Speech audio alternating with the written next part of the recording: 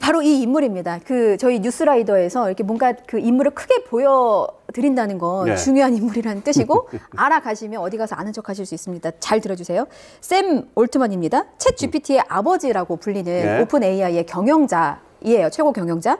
한국을 방문한다는 소식에 이제 업계가 떠들썩한데 어느 네. 정도로 좀 중요한 인물인지를 소개해 주셔야 될 것 같아요. 예, 이 문제적 인물이기도 하고 예. 지금 아주 중요한 인물이라고 하는 게 얼마 전에 확인이 됐어요. 예. 우선 그 전부터 중요한 인물이었는데 예. 이 오픈 AI라고 하는 곳이 범용 인공지능 그러니까 챗 GPT로 이제 본격화된 범용 AI의 이제 최초 개발처죠. 예. 근데 여기가 시작 때부터 여기를 쭉 이끌어왔던 인물인데 이 사람이 올해 얼마 전에 작년 말에 한번 이사회에서 해고를 당한 적이 있었습니다. 예. 이 자세한 내용은 알려지지 않았습니다만은 AI의 발전 방향을 놓고 아주 근본적이고 심각한 갈등이 있었다는 건데 예. 이 사람은 지분이 없어요. 오픈 AI 지분이 하나도 없기 때문에 이사회에서 나가라 그러면 나가는 수밖에 없는데 그때 이 오픈 AI의 직원 670명 중에 600명이 우리도 함께 나가겠다. 예.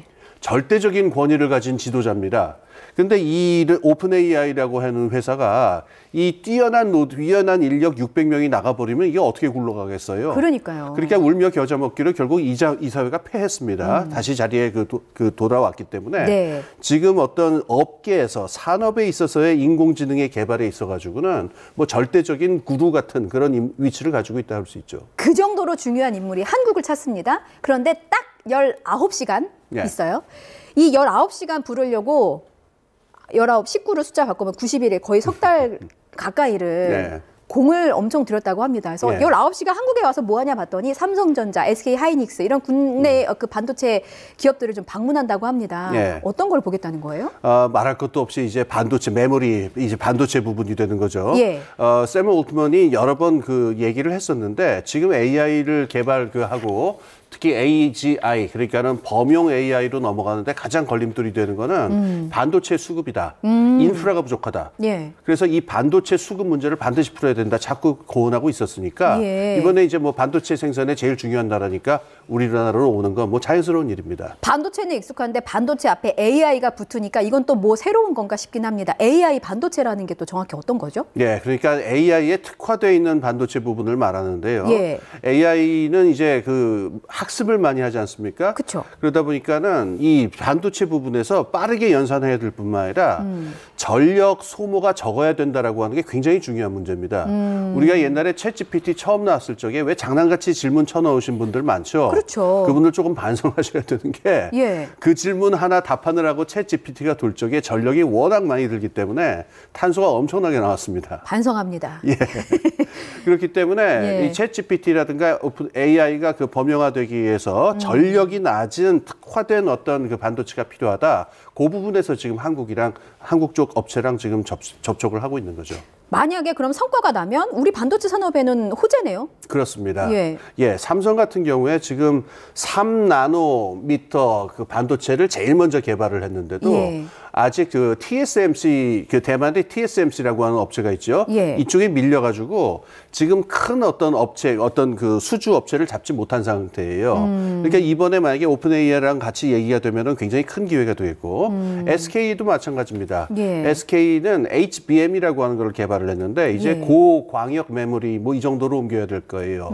요거를 갖다가 엔비디아라고 하는 업체하고 관련해가지고 하부 파트너로서 지금 개발을 한 건데 예. 참고로 지금 AI 부문에 있어갖고는 엔비디아라고 하는 업체가 거의 완전히 장악을 하고 있거든요. 예. 근데 이번에 만약에 SK가 이 HBM에 대한 수요를 놓고서 오픈 AI하고 같이 관계를 맺으면은 예. 굉장히 중요한 활로를 뚫을 수가 있게 됩니다. 좋은 소식을 기대해 봐야겠네요. 예. 그런데 뭐 3나노도 그렇고 우리가 먼저 개발했는데 왜 대만 TSMC한테 밀리는 걸까요? 여기에는 이제 지정학적인 문제가 있는데요. 예. 지금 여기 말고 G42라고 G42라고 하는 업체가 또 있어요. 이건 네. 아랍에미레이트 연합에 있는 그 업체인데 지금 미국이 제일 신경을 쓰고 있는 거는 이 반도체 부분에서의 협업이 자칫 잘못하면은 중국 쪽으로 기술이 이전되는 계기가 될 수 있다. 그래서 아까 말한 G42 같은 업체는 예. 이건 중국하고의 여러 가지 관계가 있기 때문에 예. 여기에 수출을 멈춰야 된다.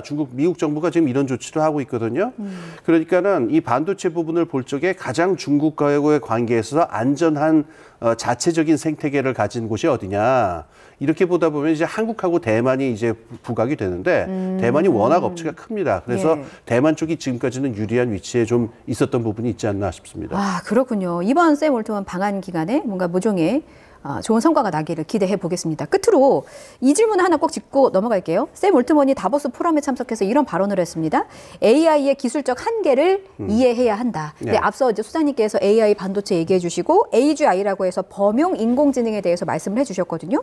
네. 이 AGI가 고도화될수록 세계가 위험해질 수 있다라는 경고도 했는데 이게 네. 어떤 의미인지 좀 끝으로 설명을 듣겠습니다. AGI의 G라고 하는 게 general이거든요. 예. 그러니까 범용이라고 하는 얘기인데 네. 어떤 특수한 용도라든가 특수한 목적에 있어서의 인공지능이 아니고 예. 범용이다. 무슨 뜻이냐면은 제가 그러니까 집에 가면 커피도 끓이고 뭐 요리도 하고 예. 그다음에 책도 보고 예. 텔레비도 고치고 그러거든요. 바쁘시네요. 사람이 할 수 있는 여러 가지 일을 다 할 수 있는 인공지능이다라는 얘기거든요. 그러니까 사람의 역할을 정말 대신할 수 있는. 그렇습니다. 예. 그럼 이런 바로 문제가 되는 게 두 가지 문제가 되는데 예. 대체되는 사람들은 어떻게 되는 거냐라는 문제가 있고 그러네요.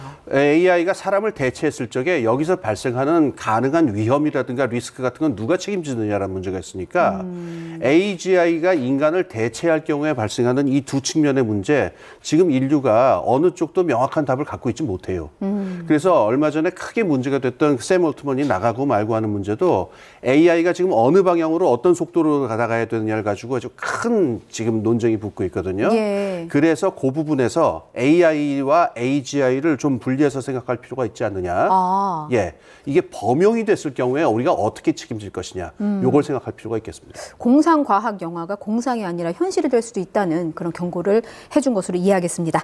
여기까지 듣겠습니다. 지금까지 홍기빈 글로벌 정치경제연구소장과 함께했습니다. 잘 들었습니다. 예, 감사합니다.